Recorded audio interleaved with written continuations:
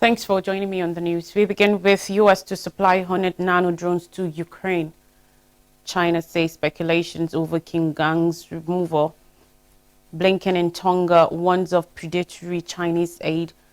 China-Russia in first post-pandemic visits and Mediterranean says deadly wildfires kill over 40. In Russia and Ukraine war, Ukraine will receive a batch of tiny black Hornet nano drones used for reconnaissance in a new package aid worth about $400 million US. With reference to unnamed US officials noted that Black Hornets are tiny nano drones used primarily for intelligence gathering. Ukraine has received them from other Western allies. In addition, the package will also include various types of ammunition, including missiles for HIMARS and NASAMS air defense systems, as well as artillery ammunition. The U.S. will also send Javelin anti-tank missile systems and Stinger man parts. The package will also include 32 Stryker armored combat vehicles, mine clearance equipment, Hydra 70 missiles, mortars, and millions of rounds of small arms ammunition. According to reports, the new aid package to Ukraine will be provided through the Presidential Drawdown Authority mechanism, which allows the supply of weapons and equipment directly from the U.S. Army's warehouses. This will already be the 43rd such tranche since February 2022. On 19th July, the U.S. Department of Defense announced a new package of military aid to Ukraine worth $1.3 billion US. On Wednesday, speculation on Qin Gang remained rampant a day after he was removed as China's foreign minister just 7 months into the job. No reason was given for his removal, which was announced after an emergency meeting on Tuesday. His predecessor, Wang Yi, has been reappointed to the post. Official silence over Mr. Qin's unexplained disappearance from public view for the past month had sparked speculation both in China and abroad. On social media, Wednesday was full of searches and speculation over his abroad dismissal. Tuesday's brief announcement on state media, which said only China's top legislature voted to appoint Wang Yi as foreign minister, has also added fuel to the fire. It is unusual for rumors about such a senior official to be discussed on the Chinese internet without complete censorship, observers say. The absence of censorship makes people wonder if there is any truth to rumors about power struggles, corruption, the abuse of power and positions, and romantic relationship, Ian Chung from the National University of Singapore said last week. This was reflected in the top search terms on Weibo, which included queries about his wife and an alleged mistress.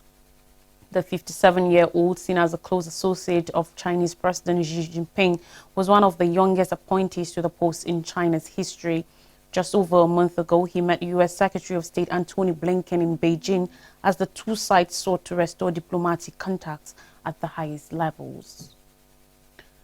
On politics, Antony Blinken, the United States Secretary of State, has promised to step up support for Pacific nations and reiterated a warning about the perils of predatory Chinese investments as he dedicated a new embassy in the island nation of Tonga.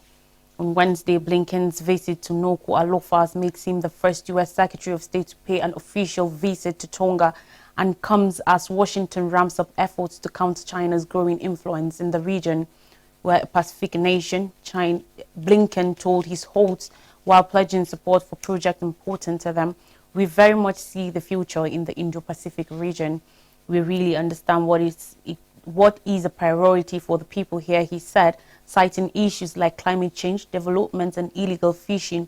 "There are a long list of things that we're working on together, but it's all driven by focusing on what's concrete, what can really make a difference in people's lives."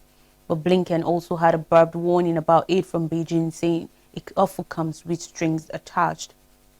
As China's engagement in the region has grown, there has been some more, from our perspective, increasingly problematic behavior, Blinken added. He claimed China had been behind some predatory economic activities and also investments that are done in a way that can actually undermine good governance and promote corruption.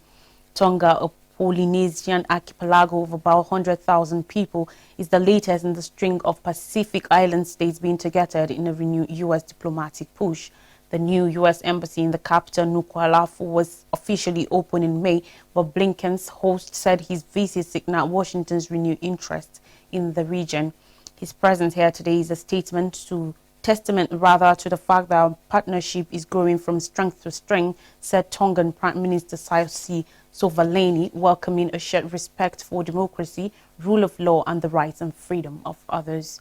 After Tonga, Blinken will head to Wellington, New Zealand, where he will attend the Women's World Cup match between the US and the Netherlands. He will have meetings with the New Zealand officials and move on to Brisbane, Australia for meetings with US Defence Secretary Lloyd Austin and their Australian counterparts on July 28th to 29th.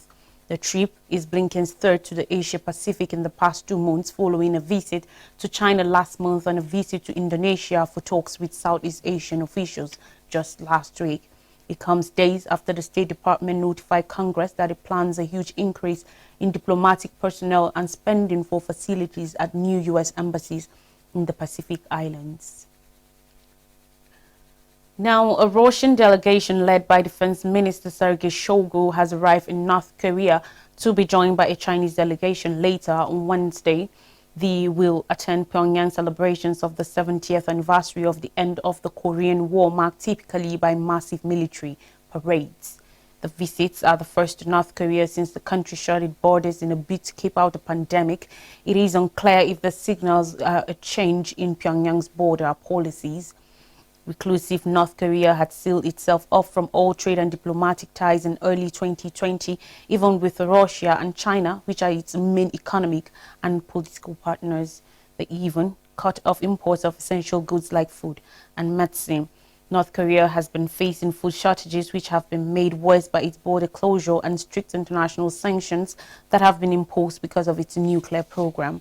Some analysts say the inclusion of Chinese and Russian envoys in this year's Victory Day parade is as the 1953 Korean armistice is called locally hints at a possible loosening of COVID restrictions. It comes weeks after images of North Koreans walking around without masks were shown, according to reports. The Russian delegation, led by Mr. Shoigu, arrived in North Korea late on Tuesday and received a warm welcome on the tarmac at an airport in Pyongyang.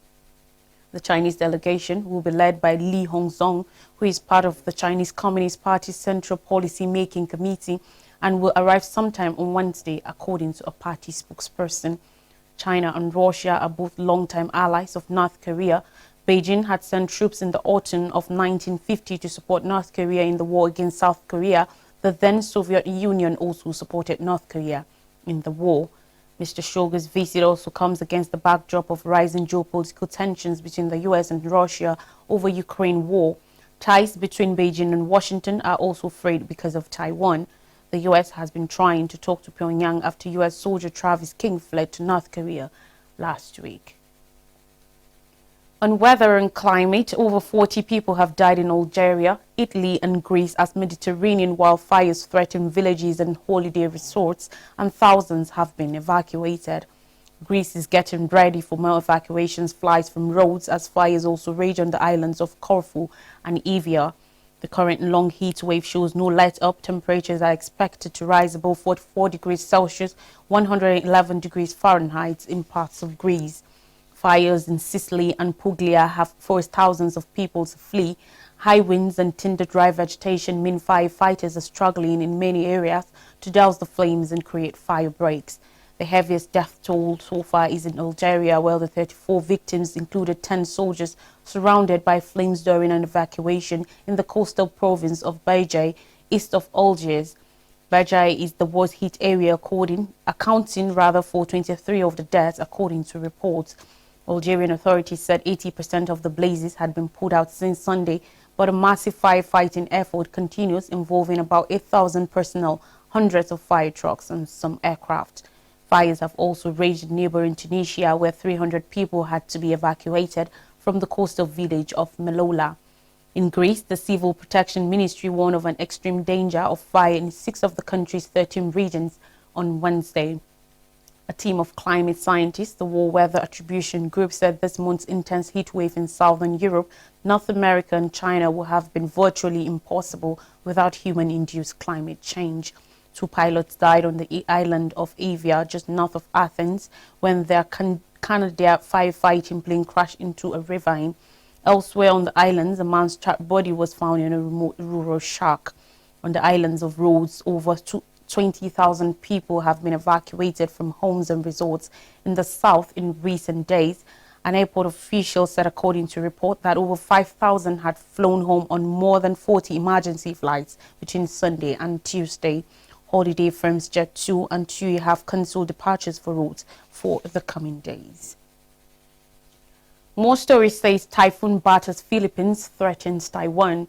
At least one person has been killed in the Philippines after Typhoon Doksuri impacted northern parts of the archipelago, ripping off roofs, knocking out power, flooding low-lying villages and displacing thousands of people.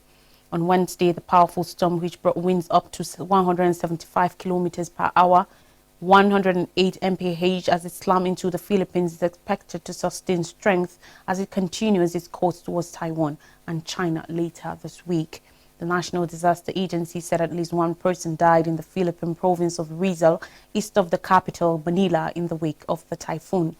In northern Cagayan province, over 12,000 people were evacuated from high-risk coastal villages, and schools and workplaces were shut down as a precaution.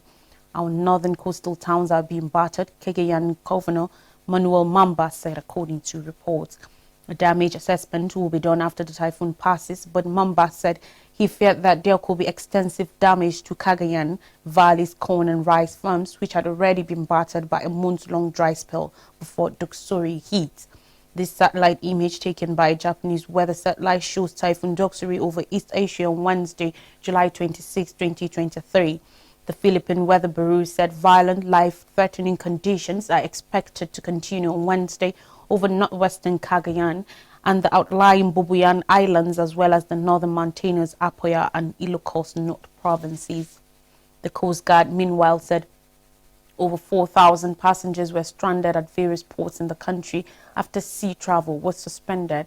China's Central Meteorological Administration said Doksuri is expected to move northwest at a speed of 10 to 15 km per hour and enter the northeastern part of the South China Sea starting Wednesday night until Thursday morning. It will sweep past southern Taiwan on Thursday and is predicted to make landfall along the coasts of central Fujian and eastern Guangdong provinces on Friday morning, Chinese weather forecasters predicted. Guangzhou reports that it could be the strongest typhoon that has landed or seriously affected eastern Guangdong in the past 10 years. In Taiwan, the Central Weather Bureau said at 8 a.m. local time that in the past 3 hours, the typhoon center was close to hovering and at a standstill. But authorities issued land warnings for several counties and cities in the southern Taiwan, including the major port city of Kaohsiung. An emergency response center has been set up by the central government, and nearly 50 domestic flights and 4 international flights, as well as many ferry lines, were cancelled. Railway services between eastern and southern Taiwan will be suspended from Wednesday evening. China's National Meteorological Center, meanwhile, upgraded its typhoon warning alert to red from orange as of 10 a.m., the highest advisory among the 4-tier colored-coded warning system. Authorities also urge people to show up on food, necessities and candles as a precautionary measure. Doksuri will be the second typhoon to make landfall in China in less than 2 weeks after Talim slammed into Guangdong province on the evening of July 17. In Africa, BRICS NSAs meet in Sandton, Johannesburg. Minister in Presidency responsible for State Security Agency, Kombuzo Nashtaveni, said top national security officials from South Africa, China, Russia, India and Brazil were set to advance, among other things, their common BRICS agenda and cooperation on security-related matters. On Tuesday, the South African official welcomed her counterparts for the BRICS 13th National Security Advisors NSA's meeting in Sandton, Johannesburg. The representatives deliberated various matters of global security affecting their regions, as well as economic cooperation. BRICS countries have already become a very important platform for emerging markets and developing countries to seek strength through unity, says China's top diplomat Wang Yi, who it was announced Tuesday will replace Chinese Foreign Minister Qin Gang. Our 5 countries have come from afar to gather here to follow the strategic guidance of the 5 leaders and discuss major issues related to our national security and international security. We are here to compare notes, to for consensus, to discuss solutions, and to make political preparations for the BRICS summit next month, the veteran diplomat said. Our meeting is very important and necessary. We need to bear in mind the historical path BRICS has traversed. The meeting of national security advisors and high representatives on national security is a platform for BRICS countries to carry out political and security cooperation. On Monday, Minister Kumbozo Nashveni hosted a Friends of BRICS National Security Advisors meeting with her BRICS security counterparts. The Friends of BRICS countries in attendance were Belarus, Burundi, Cuba, Egypt, Kazakhstan, Saudi Arabia, and the United Arab Emirates. The Friends of BRICS are a group of countries who have expressed an interest in joining BRICS, those sharing prominent institutions of the Global South and those invited as per the chair's prerogative. This comes ahead of the 15th BRICS summit that will take place in Johannesburg in August. Pro-Democracy Group discusses deal to end crisis. On Tuesday, a Sudanese pro-democracy group called for an end to the conflict in the country and rejected the presence of multiple armies in Sudan. The bloc, known as the Forces for the Declaration of Freedom and Change, speaking in the Egyptian capital of Cairo, outlined their desire that a solution to end the conflict will lead to the creation of a Sudanese state free from wars and the building of armed forces that serve the Sudanese people based on principles and values. We are against the multiple armies, Yassir Arman, executive officer member of the bloc, said. Arman also said the bloc did not object to the entry of forces from East Africa, IGAD, and the international community into the country to monitor any ceasefire and an end to the fighting.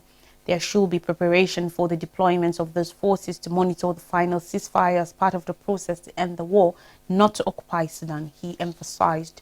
Sudan has plunged into chaos since mid-April when months-long tensions between the military and its rival, the paramilitary Rapid Support Forces, exploded into open fighting in the capital, Khartoum, and elsewhere across the northeastern African nation.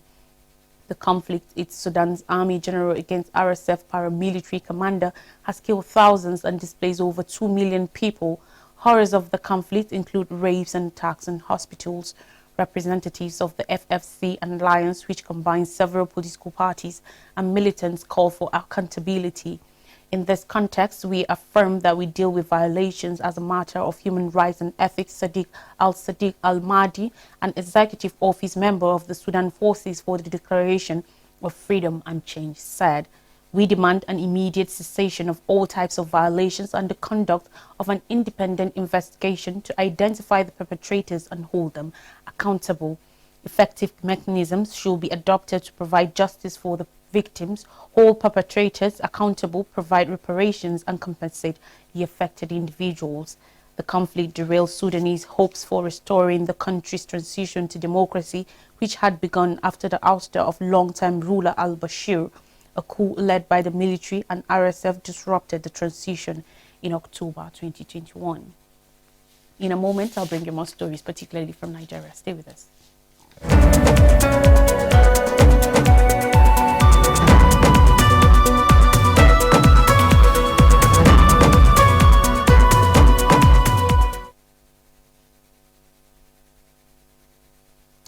Thanks for staying with us. In the wake of economic chaos in Nigeria, Nigerians seek economic reforms. Nigerians have demanded economic growth as President Bola Tinubu is anticipated to submit the much-awaited ministerial list to the National Assembly in the next 24 hours for screening. According to reports, a presidential aide who demanded anonymity on Tuesday said the president stretched the submission of the list to the last days to ensure that the list was inclusive and reflective of what was best for the country. The list, which is expected to be a mixture of technocrats and tested politicians, the source stated, will have more technocrats who will help drive the president's renewed hope agenda for the next 4 years. The Fifth Amendment to the 1999 Constitution mandates the President and governors to submit the names of their ministerial and commissioner nominees within 60 days of taking the oath of office for confirmation by the Senate or State House of Assembly.